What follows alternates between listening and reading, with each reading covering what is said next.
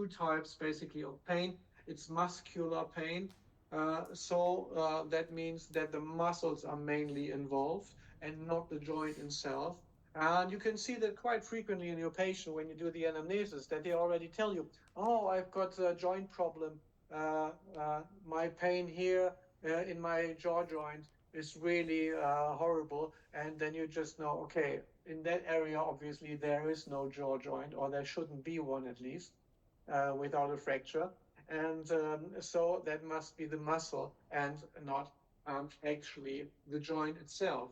Now, what we need to ask ourselves is, or ask the patient as well, and check for that.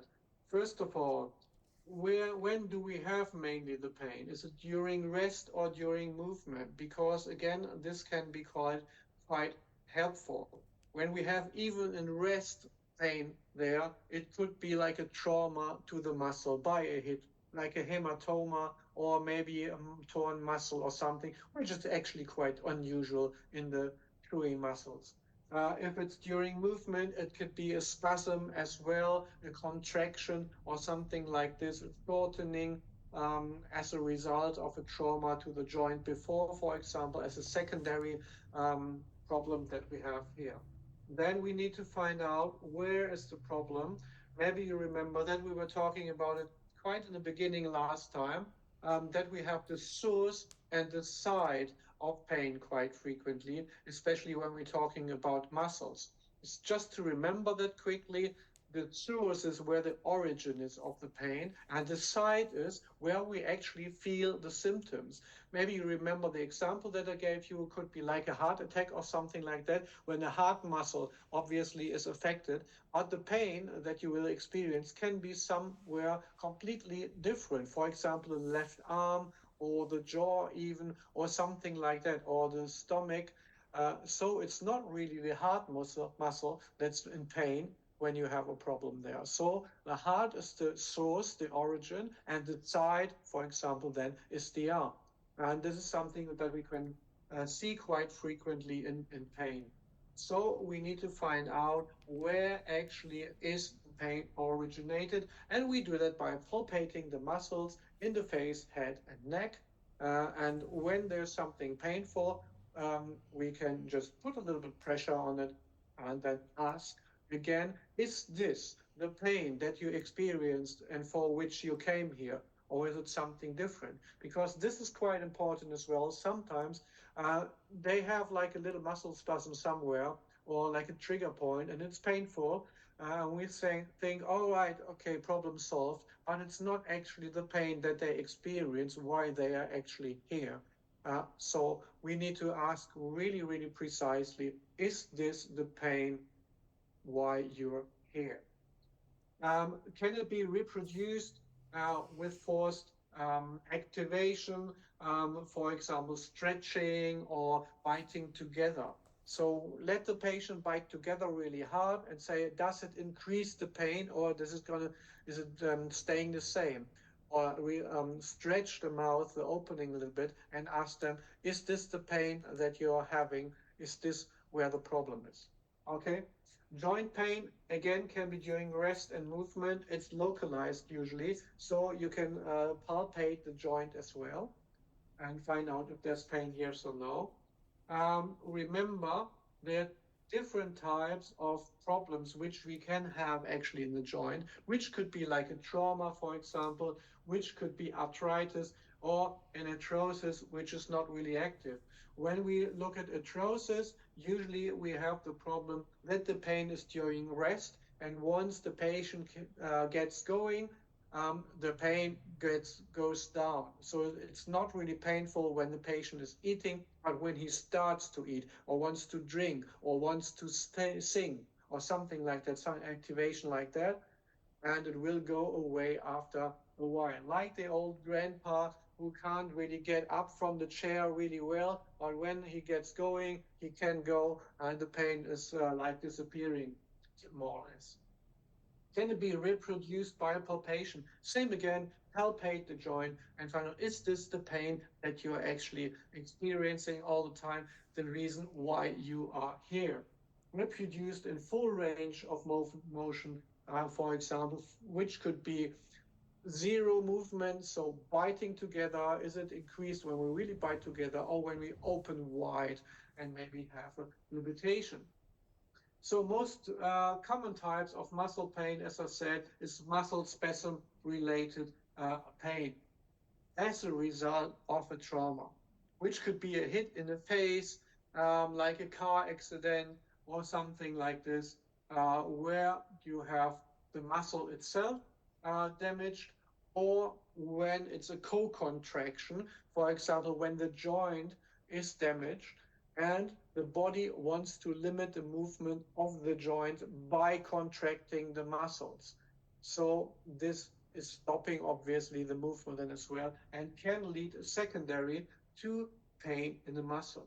Muscle overuse related pain is quite interesting as well. It's the same as I said before in the last lecture when you're having a leg pain after running a marathon or something like this, or like after a really hard workout or something, some muscles are aching, your back is aching or something. That's muscle overuse related pain, which could be, for example, lactate accumulation, or could be like delayed muscle soreness, delayed onset muscle soreness, it's called as well in sports physiology, so that you have like a super hard workout and like 48 hours later you get really, really sore muscles. And this can happen here as well, for example, due to bruxism. So this is quite important as well. When you work with children, for example, it's quite hard sometimes to find out if they are bruxing or where the problem is for headache or something like this. Sometimes you have like these interesting little tiny hints that the mother says, oh, my son doesn't like to eat any meat anymore. And then you can ask, okay, is this for religious reasons, or for is he on a mission to become a vegetarian or something like that? Or is it maybe because he doesn't want to chew on something hard? Because obviously, when your muscles are sore, you don't want to use them anymore. When you now get some food, which is really hard to chew, like raw vegetables or like really dry cooked meat or something like that, obviously you don't like it because it's exhausting, it's painful, and so you say, no, I just eat the mashed potatoes and not the meat anymore. And that doesn't have to do anything with being a vegetarian or something like that. So just to have that on your mind when you talk with children, it's sometimes you need to be thinking a little bit around the corner to get like an entrance to their way of thinking and describing their feelings they're not used to usually. And most of the time, mom's talking more than the child, so make sure that you get a good connection to the child as well. Joint pain, most common are inflammation, mitrodiscal and biliminary zone, so everything that's behind the condyle, as you remember.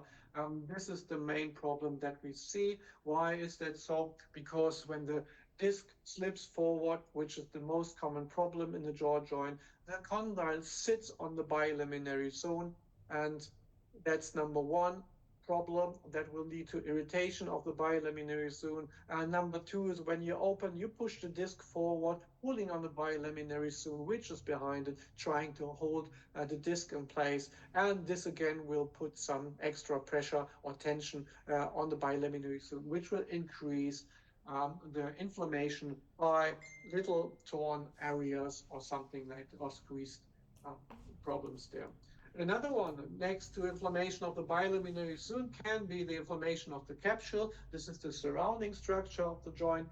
This is usually problematic or felt when you open the mouth wide, for example, when you stretch the jaw, which could be for various causes, for trauma as well, but also for let's say, wisdom tooth removal, and also for bacterial inflammation, which has been transferred in that area, for example, by wisdom tooth or something like that.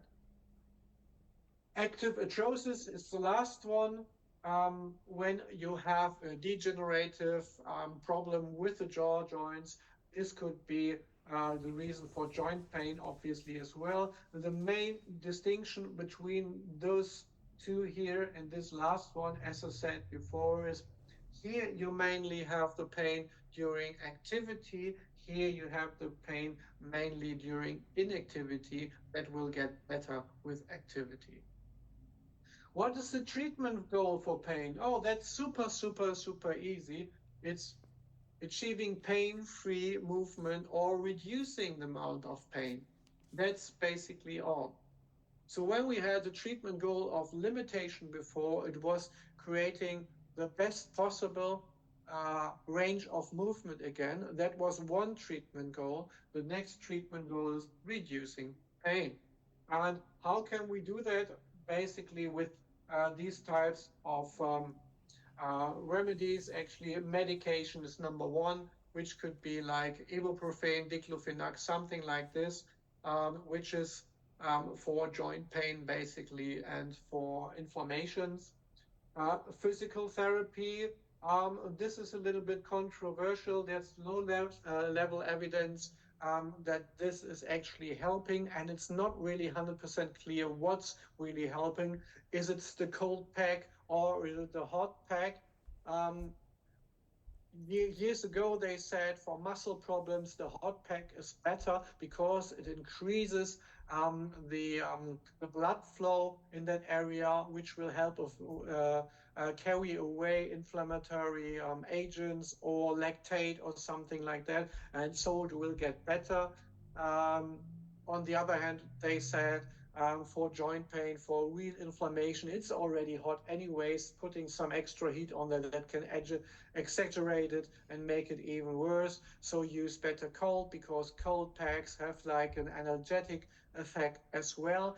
But on the other hand, while this is true, we have like a little bit of pain reduction with the cold pack. We have a secondary triggered blood flow increase as well, which will lead to the same effect actually a little bit later in time than we have with the hot pack. So it's not such a big difference. And especially in muscle problems nowadays, when there's a torn muscle or something like that, years ago, even in sports medicine, everyone said like use cold, ice, but they don't use it anymore because of the hypothermia, which will be secondary to the cooling and will increase actually the blood flow later on and inhibit the healing in that area. So what do they now recommend? Do what the patient likes more.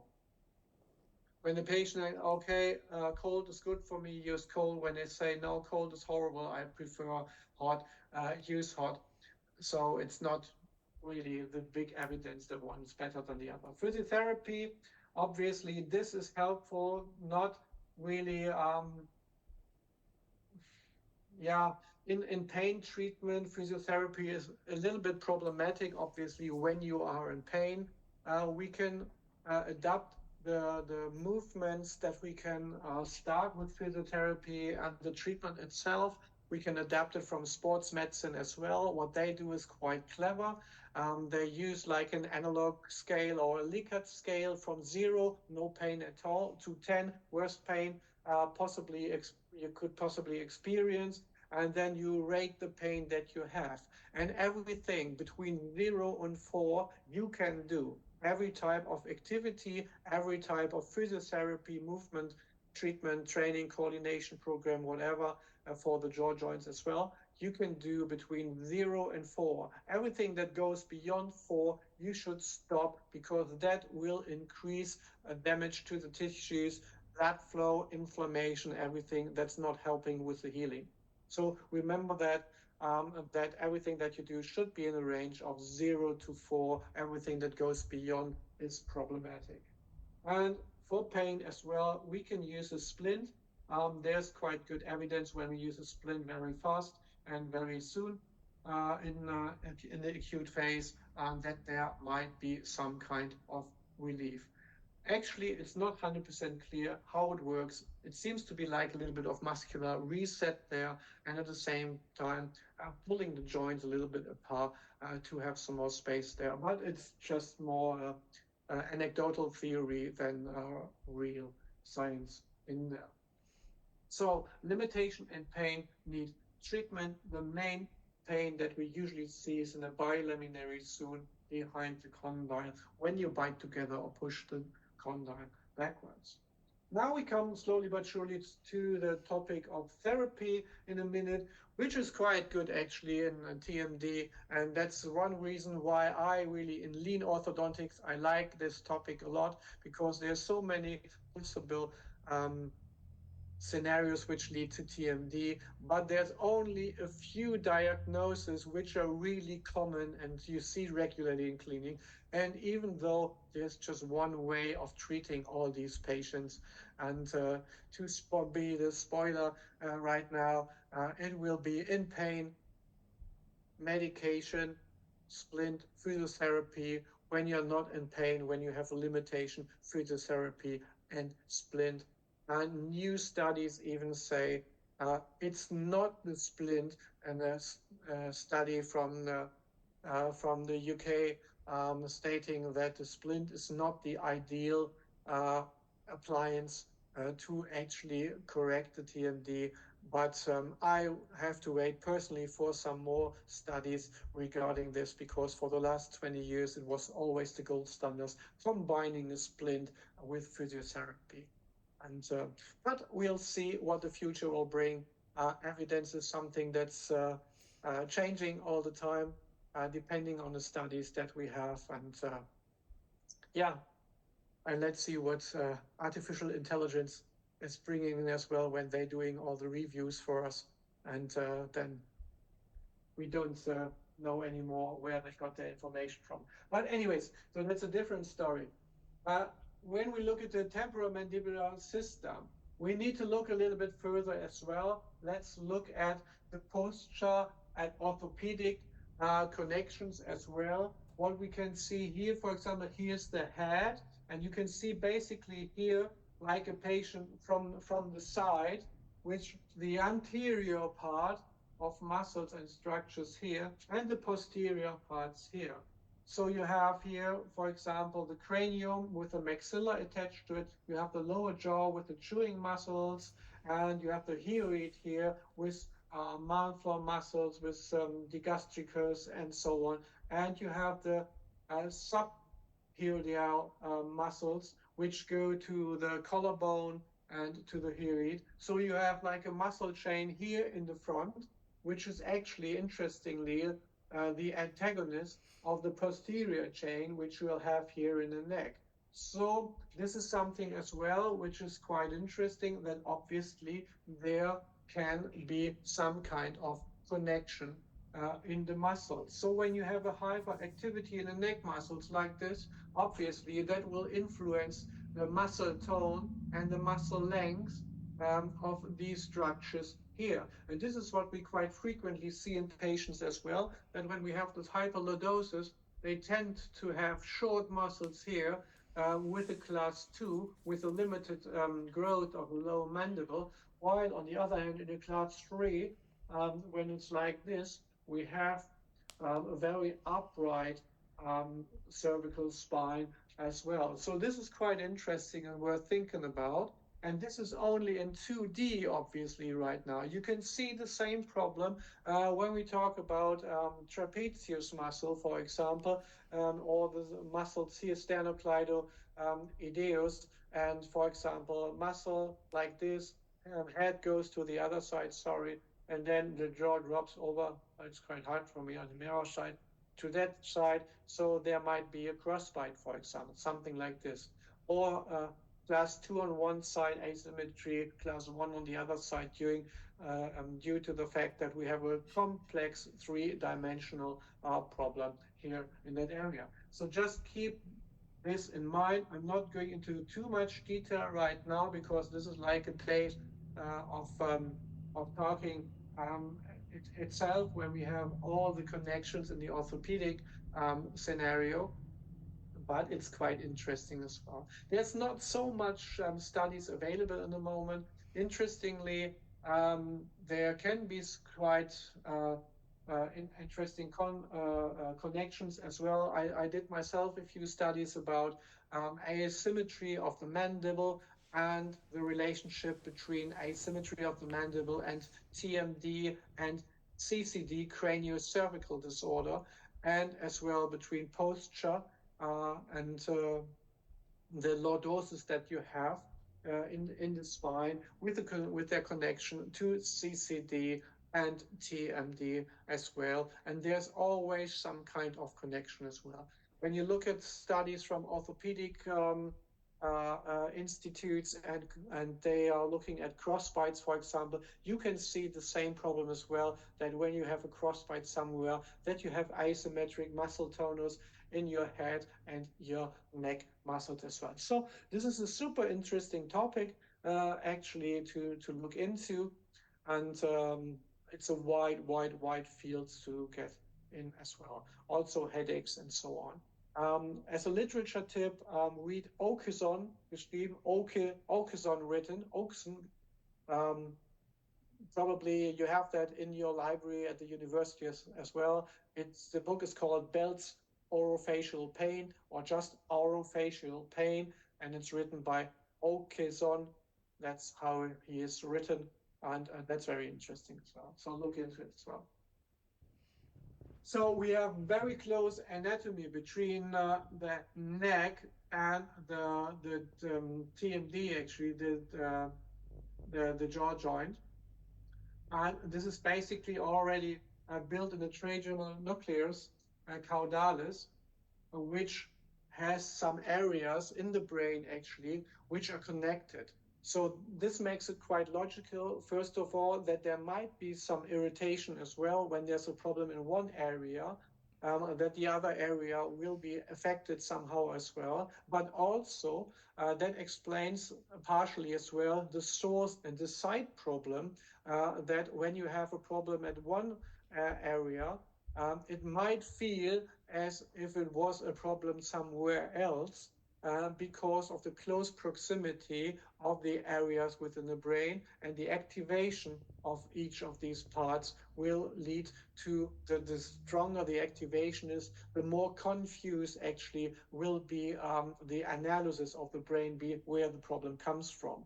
So this can be quite hard when you have these problems. You probably know these problems when you have like a molar or something which could be root filled or so, and it's not clear, is this really an endo case because the x-ray doesn't show? It could be also a TMD case, it could be also something else, and could be an endo as well. And in the end, sometimes you don't really know for sure what the problem is, because the patient just experienced some certain pain, and you can't really allocate it to the real origin. So this is quite interesting as well. Muscular spasms, obviously, as I said, just trigger problems in other areas as well. So this is again something where it's quite interesting. So for example, when you have here your lower jaw and your mastication muscles, and when you have here a muscle spasm in that area, what will happen is that this will lead to a shortening of the whole anterior chain here, obviously. When you shorten this anterior chain here, this will do something with the posterior chain, for example, lengthen it. When we want to balance it, so they are both the same and we are not like falling forward with the head, we need to increase the muscle force here in the posterior chain, which can lead to overuse problems. But when we do this, and we have here the spasm, and this one goes down here, then this one goes down, this part here, which is not in spasm, can again be triggered by this responsive scenario here as well, and can be stretched, which can at the same time change the tone, the muscle tone of this area again. So you get like a vicious cycle here of problems, which can lead to multiple problems, and you don't know where the problem will really shows up. Maybe the spasm doesn't lead to a symptom, but this contraction does. If this doesn't lead to a symptom, maybe this leads to a symptom that annoys the patient and makes, or is the reason why he or she is coming to your clinic. So look into it, that's quite interesting. Frostbite we had already also. So craniocervical disorder is something that's quite frequently related to TMD as well. It's not the case that we have like 100% overlap. Studies say we have like a 30% overlap between craniocervical disorder and TMD, which is still quite a significant group. So what we should do actually is that when we have TMD, we should also consider to look at some muscular problems in the other areas as well. So like make a joint clinic with an orthopedist or with a physiotherapist at the same time to find out where the origin of the problem is. So what are the typical symptoms that we have? You all know them. Every student does have these problems, and everyone does have these problems. Head movement is limited, forward head posture, back pain, upper back, lower back, sore tendon neck, and maybe snapping sounds in the neck, and so on. So there are quite free, quite a few problems that we actually see in terms of CCD. And here to help you a little bit to get an overview where the problems are actually showing up. For example, the top um, vertebra C0 leads to problems usually in the skull or in the forehead, which is quite interesting. So when you have a headache here in the front, it doesn't really mean that there's something here in the front of your head problematic. Quite frequently, it's C0. C1 could be exactly in that area, in the atlas area, or behind the eyes. You probably experienced that as well sometime in your past. C2 axis, that's the next one. So locally, all the cheeks, masseter area could be as well due to the neck problem, and C3, the mandible, and underneath the mandible. So this is quite interesting as well, that there is a clear connection between certain vertebrae which are problematic and the pain where it actually is. How can we check craniocervical disorder? If you want to, this is nothing really pure orthodontic, but it's still quite interesting, and you can do that. This is just by moving the head in different angulations to find out where is actually a limited amount of movement. And why should we check this? For basically for forensics, or if this is a specific field which you're in, that you can help them find out if they're at risk, or if you can even help them. To be honest, before you start orthodontic treatment, you already know from other lectures as well, not only from me, from everyone, acute problems need to be solved always first. This is true for functional problems as well, because otherwise there's a high risk that even if they are like masked and the patient has a good compensational program actually overwriting the symptoms, they can be suddenly appearing when you start to change something in the system, when you use like an activator or twin block in young children, or do surgery or extraction treatment, change a crossbite or something like this. Suddenly you can have a problem with functional problems, which seemed to be healthy before because you didn't check the patient and the patient didn't complain because he or she was fully compensated.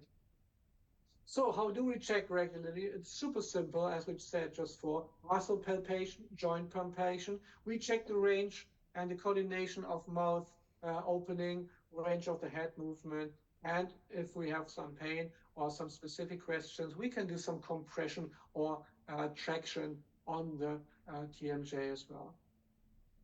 So what do we find out when we look at the palpation? Tenderness, trigger points, pain, joint palpation, tenderness, pain, sounds, which are not for treatment. Range and coordination of mouth opening, limitation, deviation. So going back to the middle after S-type movements, deflection, staying away from the middle, which is some kind of a unilateral limitation actually. And again, sounds, range of head movement, limitation, and feel soft or hard. This is something interesting. I just talk quickly as well. That can be quite helpful. The so-called end feel. End feel means, for example, when you open the mouth really wide and push a little bit downwards in a limitation, for example. Sometimes there's a possibility that the mouth opening is limited, but you can push further open, like you can stretch it actively a little bit. This is a soft end feel, and a soft end feel always is linked to a muscular problem. So that means there's like a muscle spasm, and you can stretch the muscle. If there's a joint problem, you can't really stretch the joint. So this is a hard end feel. When you have a limited mouth opening and you try to open a little more, and it's really like rigid, no millimeter of extra movement, no stretch, then this is a good hint for a joint problem rather than a muscular problem. Same is for the head movement, for example. You can try that at home as well with your partner, friend, or whoever is nearby. And when you do the movement, there's some limited movement on one side, and you can stretch carefully a little bit further, then you can be quite 99% sure at least that this is a muscular problem. And when there's like a blocked vertebra or something like that, you really like it's really rigid, like hammering against the wall basically, and there's no extra millimeters. That's quite helpful if you want to try that. Compression and distraction of the joint. I will show you in a minute on some slides how that looks like. Actually, this is basically to find out when there's pain, basically, where is it? Is it in the biliminary zone or is it in a capsule? When it's in a capsule, we learned already, it's the outer part. We need to stretch the jaw a little bit. Pull it down, pull it out of the socket, out of the fossa. And when we do that, we stretch the capsule. And when that's painful, then this is a sign that the problem's in the capsule. When we push it back inside the other way around onto the biliminary zone, obviously, and the pain is increased by that, that means there's a pain located. It's in the biliminary zone. So how do we do that? What are our standard diagnostic measures? Panorama, cephalometrics, both not really, actually, to be honest. Only really significant bony problems can be found out in the panorama. Otherwise, it's not helpful at all. It may be that you can use, that I said before, a super complex asymmetry index, but it's nothing for like daily practice. Cephalometrics, it's not really super helpful as well.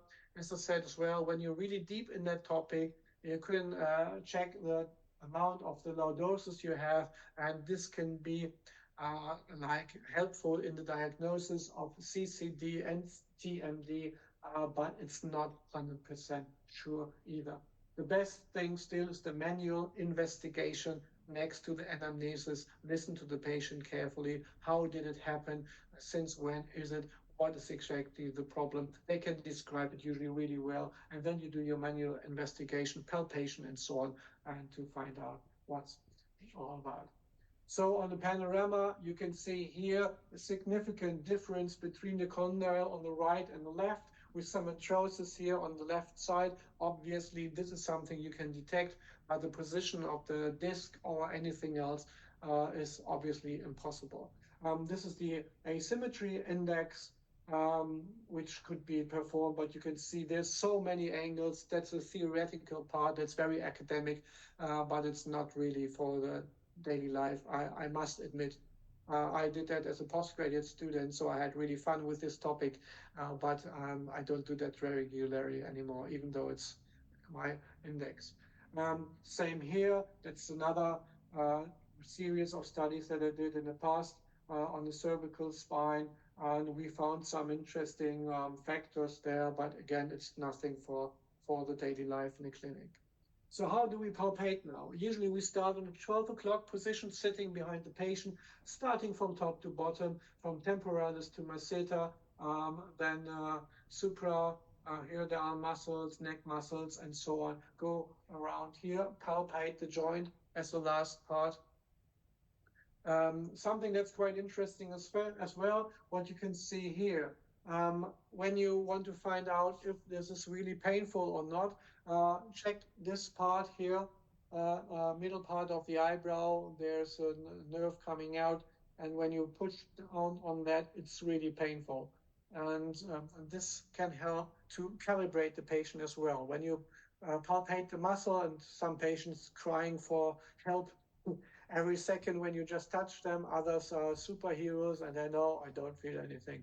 Like that, so you can calibrate the action. When you say, oh yeah, that's painful, then you go up to this point, put some pressure on there and find, so what's worse, down here or here, what's better or what's worse? And they say, oh, that's here, that's much worse than here, up here. Then you know, okay, this is really painful in the muscles, because this shows you exactly that this is pain. And this is how the patient can like calibrate itself quite easily by that. There are different tools of documentation. What I would recommend is that you have really a clear list where you go through the muscles that you're actually palpating and the structures like the jaw joint, and you just write down, yeah, here painful, painful, painful, or not painful. You can even use a graphic if you like, and make some marks in there, just to have a proper documentation. The mobility check of the neck, you can see here, it's in a 12 o'clock position as well. That's super simple. You have a straight neck here and move it to the right and to the left. Orthopedists say that 10 degrees of deviation from the right to the left is a sign of a problem. So it's not the movement right and left in total. Some people just have only a little bit of movement right and left, and some have a lot of movement right and left. That doesn't really matter. It's all about the difference between the right and left, because this is showing actually, according to literature, if there's a problem, yes or no. To check um, the upper part of the spine as well, you do the same thing again, but rolling the head up, the chin to the breast, to the sternum, and do the same again. When you do that, the lower part of the cervical spine is interlocked, and you have only free movement in the upper parts of the cervical spine. In opposition to when you have a straight spine, you can move the whole spine, the whole way down. So when you roll it up the head, you have only the upper part of the cervical spine, which can also help you localize the problem when there's some limitation in the mobility of the neck. If you want to go even deeper, you can do this more side movements like a talk, basically of the head. I just call it the Indian dancer, usually, so you can imagine. I can't do that, but you understand what I mean by that movement. So the head is translated over to that side and the other way around. That's quite helpful as well. TMG movement,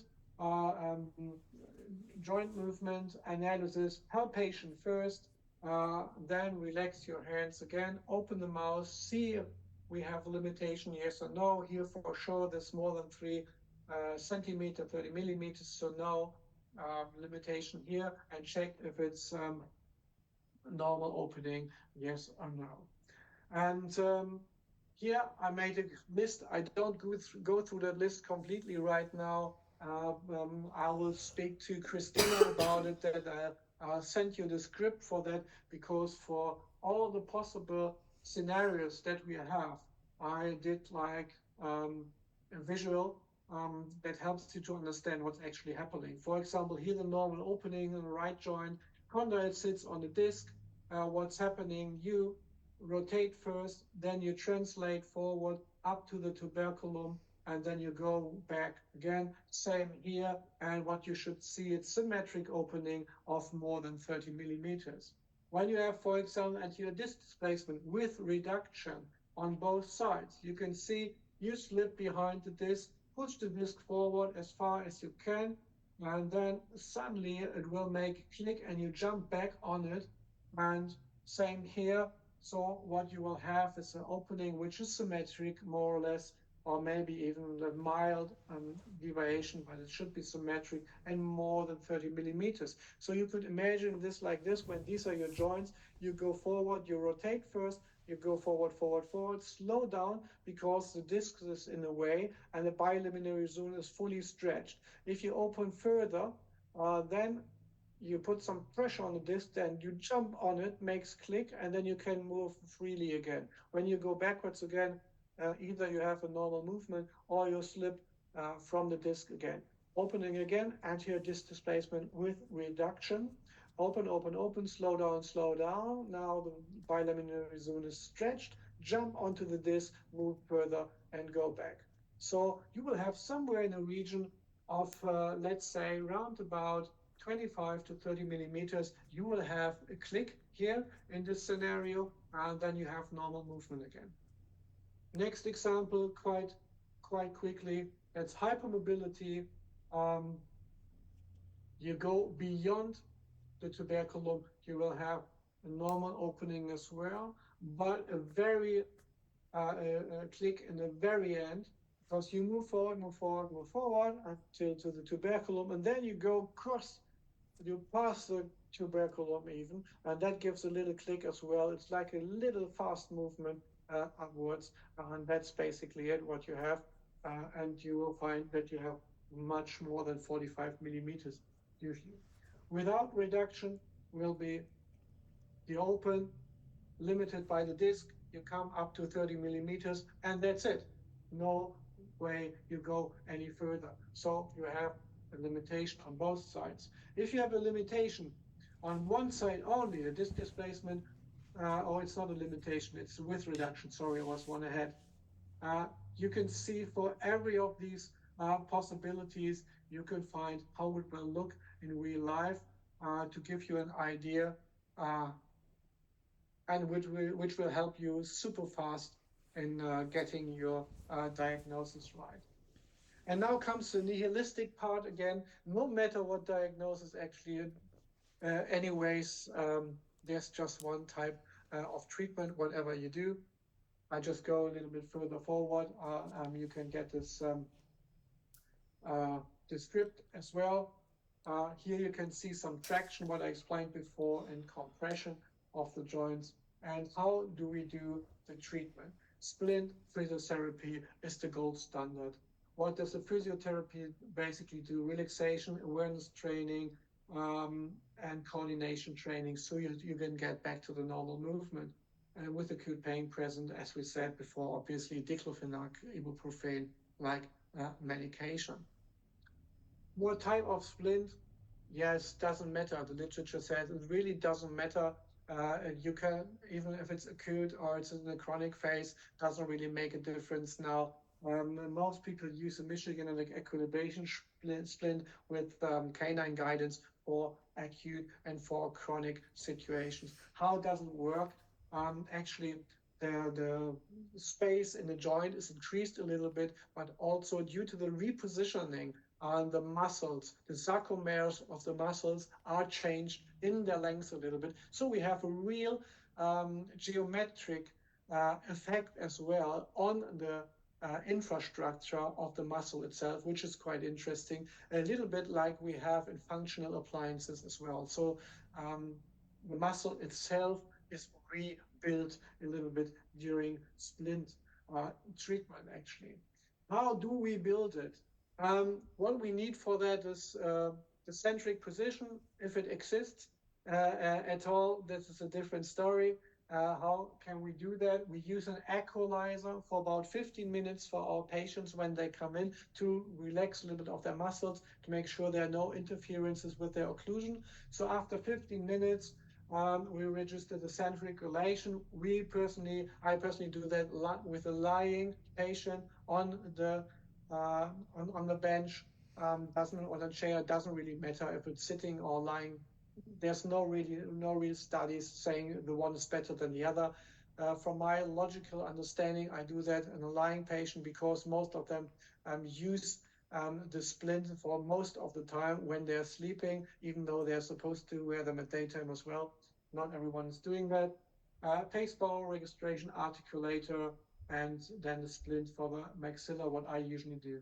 Here you can see the equalizer. So how do I do the centric relation? That's super simple. I put in this equalizer, then I use some silicone, and I just put it here like a front jig here in a free space. Once I've got this front jig, I remove the equalizer, and then I do the same silicone here at the posterior end as well to fill the splint up, and then I have a silicone centric relation splint. So it's a little bit different than I personally learned it from university, and you probably be as well, but this is a very fast and quite reliable method to do that.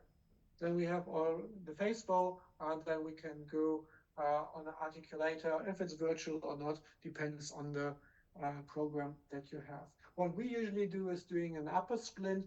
Why do I do that? This is only for orthodontic reasons. The literature, again, doesn't really say what's better, upper splint, lower splint.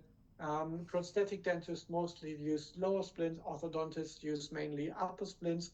The reason is when you wear it quite frequently, you will have some kind of tooth movement as a result in the opposing jaw quite frequently as well. So when you have a splint like this in the lower, there's some kind of tendency to create some kind of flaring in the upper labial segment when there's no retainer placed. And many orthodontists like me, for example, as well, don't place an upper retainer, fixed retainer. So in that case, you could have some flaring there as a result. On the other side, when you have to splint in the upper, you could theoretically get some kind of crowding in the lower when there's no retainer placed. So if there's no retainer placed and you get crowding, it doesn't show up that fast and problematic then in the upper jaw. That's reason number one. Number two, most orthodontists use fixed retainers in the lower, so this problem is solved by itself. These are basically the reasons for doing that. But in the end, the literature doesn't show any advantage to the one or the other. So you can do whatever you want in the end. So what is the most important diagnosis? Healthy. This is quite helpful for the patient to know. There's just a click or something, but this is not a problem. That doesn't need treatment. Anterior disc displacement with reduction or without reduction, and hypermobility, which doesn't need treatment either. So basically, we are here in that area, and actually, in the end, the most people needing treatment are actually only anterior disc displacement without reduction, because they have usually pain and limitation, or at least limitation. Right? Both of them are the main reasons to treat. What do we do with them? Splint, physiotherapy, maybe medication here as well, and maybe like hot or cold pack, depending on what the patient likes. We use a Michigan split with equally distributed contact points with a canine guidance. This is just a personal preference, to be honest. I must say that as kind of a disclaimer, because in the literature, they state you can really do anything. And even as I said before, a new study says the splint is not really important as we thought it would be. From my personal experience, I would say I don't understand that. I wait for more studies, because for my anecdotal evidence, which is obviously low, but from my personal experience, I can't really see it exactly the same. When I send patients to the physiotherapy and don't do a splint, they usually come back every 6 months with the same problem again. When I give them a splint and physiotherapy, they have like a permanent relief, or can even use from time to time the splint, which will help them. So, but this is a feeling, a personal subjective statistic, okay? And this is not evidence-based, but just to give you my idea of that as well. And I really try to separate these two things. Yes, treatment goals are prevention, pain reduction, increased mouth opening, and better eating and everything, and decreasing the limitation when it's present. So prevention can be something that we can do, for example, when there's like a clear occlusal trait which is linked to TMD, which are only few, as we remember, like large overjet, crossbite, and so on. We can attack that as well with orthodontics. But first, we should try out the new bite with a splint, find out if the patient is feeling any better when we change the occlusion. Once we've done that and the splint therapy was successful, then we can translate this, what we achieved in the splint therapy, into an orthodontic treatment. Is that easy? No. Most of the patients come back later on, they keep their splint forever, or they have like prosthetic work done. It's only basically like when we have really these large overjets or crossbites that they have a combined approach of orthodontics, maybe even surgery and prosthetic treatment to have everything done at the same time. But then for these patients, I recommend strongly that you give them for prevention, again, a splint after treatment as part of their retention protocol. So that's basically it for now. When you have questions, just send me questions or send them Christina, and she forwards them to me. I'm happy to talk more about that topic, but I think that should be it about TMD. I don't know yet what the next topic is, but it's on your list. So just look it up, and we'll see each other again very soon. And have a great day. Take care.